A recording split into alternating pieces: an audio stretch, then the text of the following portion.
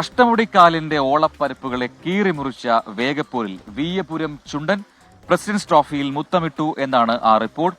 Champions boat ലീഗിന്റെ 4ാം edition Karichal ചുണ്ടനും വിജയകിരീടം ചൂടി.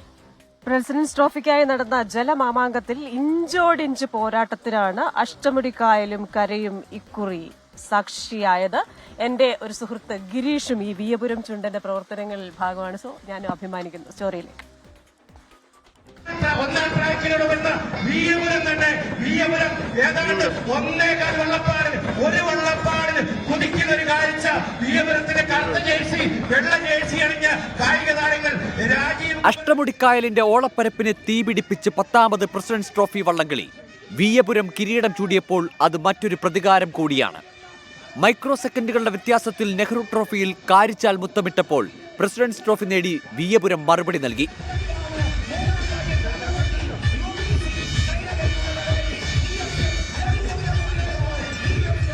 അഷ്ടമുടിക്കായലിന്റെ ഇരുകരകളിലും കാത്തുനിന്ന നൂറുകണക്കിന് കാണികളെ സാക്ഷിയാക്കി 3 മിനിറ്റ് 53 സെക്കൻഡ് 85 മൈക്രോ സെക്കൻഡ് കൊണ്ടാണ് വില്ലേജ് ബോട്ട് ക്ലബിന്റെ വിയ്യപുരം ചുണ്ടൻ പ്രസിഡന്റ്സ് ട്രോഫി ഉറപ്പിച്ചത്.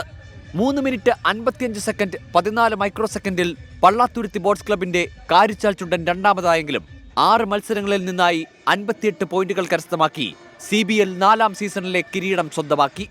നിരണം ബോട്ട് ക്ലബിന്റെ നിരണം ചുണ്ടൻ CBLലും പ്രസിഡന്റ്സ് ട്രോഫിയിലും 3ാമതായി.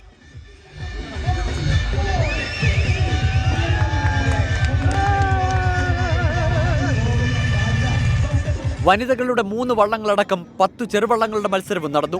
ഇരുട്ടുകുത്തി B വിഭാഗത്തിൽ ഡാനിയൽ, ഇരുട്ടുകുത്തി A വിഭാഗത്തിൽ PG കർണൻ എന്നീ വള്ളങ്ങൾ കരുത്തു തെളിയിച്ചപ്പോൾ വെപ്പ് A ഗ്രേഡ് വിഭാഗത്തിൽ ആശ പുളിക്കിക്കളവും തെക്കനോടി വനിതകളുടെ മത്സരത്തിൽ ദേവസും ജേതാക്കളായി.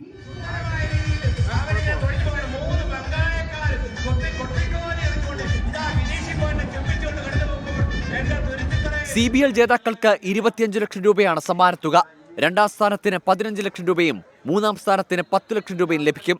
വിജയികൾക്ക് NK പ്രേമചന്ദ്രൻ MP കൊല്ലം MLA M മുകേഷും ചേർന്നാണ് സമ്മാനങ്ങൾ വിതരണം ചെയ്തത്. 24 കൊല്ലം.